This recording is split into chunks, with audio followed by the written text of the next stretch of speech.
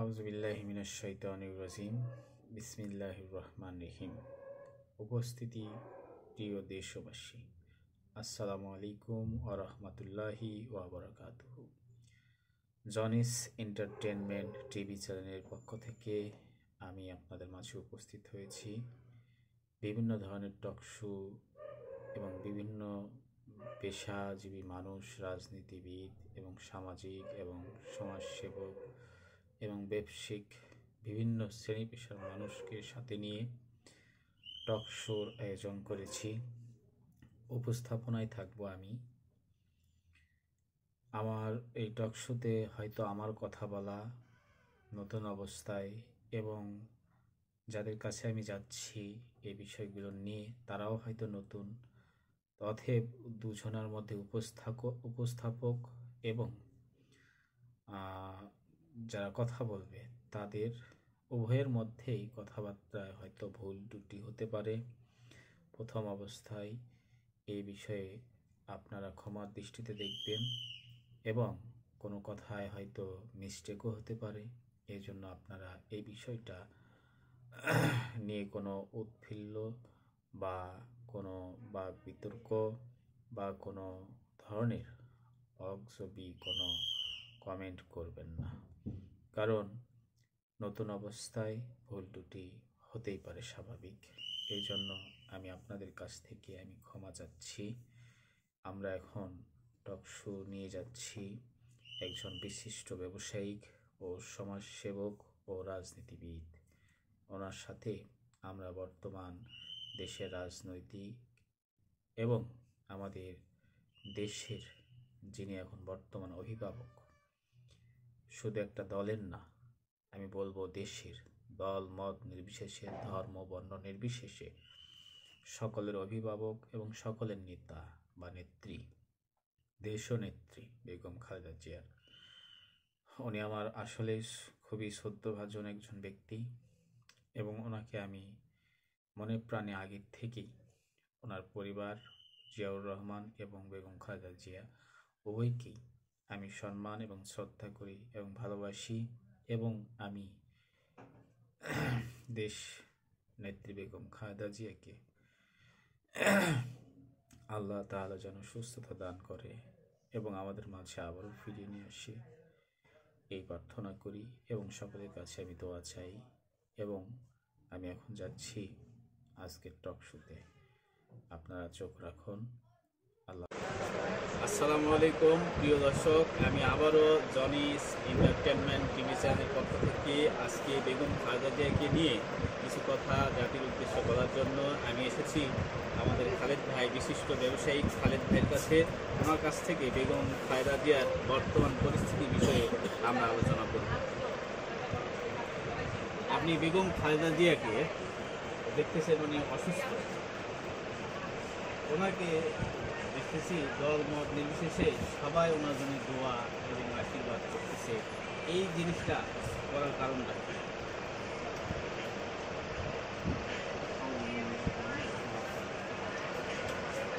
বেগম খালেদা জিয়া নাম, ইতিহাস, জাতির রাজনৈতিক উপাদান, সাবেক তিনবারের প্রধানমন্ত্রী, গণতন্ত্রের মা এবং গত 17 বছর আকস্মিক নেতৃত্ব তাকে আজকে এই জায়গায় নিয়ে আসতে পারছে। মূলত বেগম জিয়া 17 বছরে গণতন্ত্রের জন্য যে পরিমাণ স্যাক্রিফাইস করছে, তার সন্তান মারা গেছে, সন্তান। ওনাকে আপসহীন নেত্রী কেন বলা হয়? ওনাকে আপসহীন নেত্রী বলা হয় এই জন্য, আসলে উনি 2008 সালের ইলেকশনের সময় আমেরিকা এবং ইন্ডিয়া নির্বাচন ফর্মুলা দিয়েছিল, যে ফর্মুলাতে উনি যদি আপোষ করতেন সেই ক্ষেত্রে উনি হতে পারেন ওই সময়ই প্রধানমন্ত্রী হতে পারতেন। এই 16-17 বছর উনি স্বীকার করা লাগতো। তো স্যাক্রিফাইস, ওনার বাড়ি থেকে বের করে দেওয়া, ওনার স্বামীর স্মৃতি বিজড়িত বাড়ি থেকে বের করে দেওয়া এবং জীবনের বৃহৎ সময় যখন কাটছে সেখান থেকে সম্মানী ব্যক্তিকে সম্মান করা। আমরা প্রথম পর্যায়ে আসতে চাই, সেটা হচ্ছে এখন বর্তমান ওনার বেগম জিয়ার পরিস্থিতিটা কি, কন্ডিশনটা কি? ওনাকে যে বিদেশে নিয়ে যাওয়ার জন্য প্রস্তুতি চলতেছে একটা এয়ারলাইন্স আসার কথা ছিল, সেটা যান্ত্রিক ত্রুটির কারণে আসতে পারে নাই। আবারও একটা আসার কথা আছে এবং রবিবারে যাওয়ার কথা আছে। আসলে উনি কি এখন কী পর্যায়ে আছে বর্তমানে? বর্তমানে আসলে এর বয়স প্রায় 80+ বা 80 কাছাকাছি। এই বয়সে একটা মানুষের স্বাভাবিক কিছু রোগ ব্যাধি হবে, এটা স্বাভাবিক। এর বাইরে যেটা হয়েছে, ওনাকে যখন বিপরীত মামলায় ইচ্ছাকৃতভাবে একটা স্বৈরশাসক যে জীবন নির্ধারণ করেছিলেন, তখন আসলে ওই সময়টাতে ওনার সাথে বাজে কিছু বা ওনার স্লো পয়জনিং দেওয়া হয়েছিল কিনা, এটা আমি মনে করি খাওয়ার সময়। আমরা লাস্ট একটা কোশ্চেন আপনার কাছ থেকে জানতে চাই, সেটা হচ্ছে আপনি জানেন যে গতকাল তারেক রহমানের স্ত্রী আসছে, এটাকে আপনি কীভাবে দেখতেছেন? উনি আসার কারণটা কি? ওনার ছেলে না এসে ওনার ছেলের ওয়াইফ আসছে, এটার কারণটা কি? এটাকে আপনি কীভাবে দেখতেছেন? এই ক্ষেত্রে আসলে তারেক রহমান সাহেব আসলে আরও জিনিসটা সুন্দর হইতো, আরও ভালো হইতো। এখন নিরাপত্তাজনিত বিভিন্ন সমস্যার কারণে উনি হয়তো আসতে পারেন না।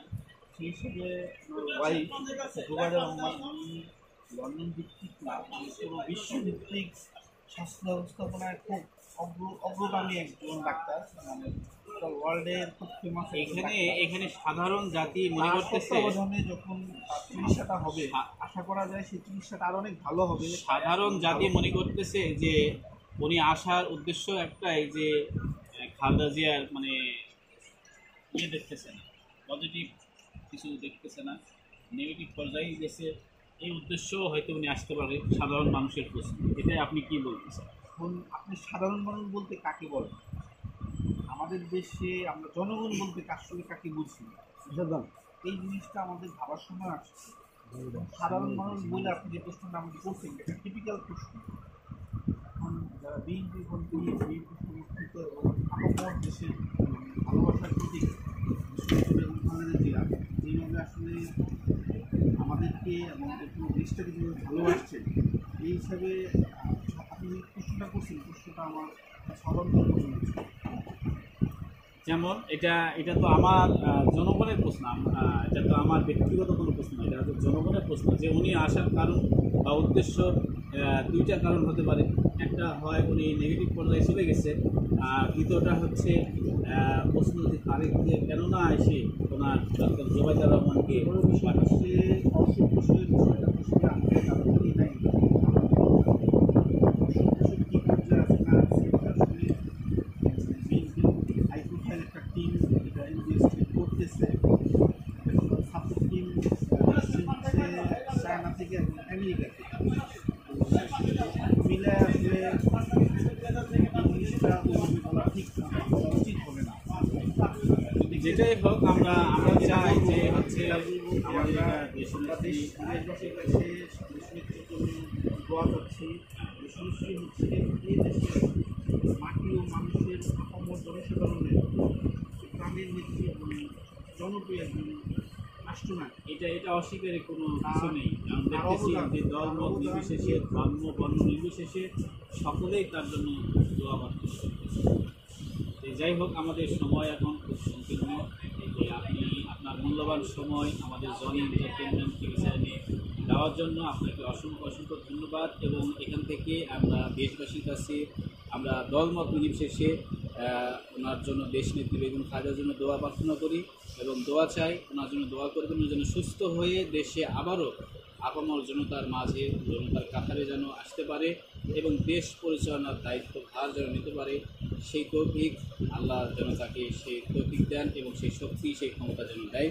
এই বলে আমি আজকের মধ্যে এখানেই শেষ করছি। আল্লাহ হাফিজ, খোদা হাফিজ, জিন্দাবাদ।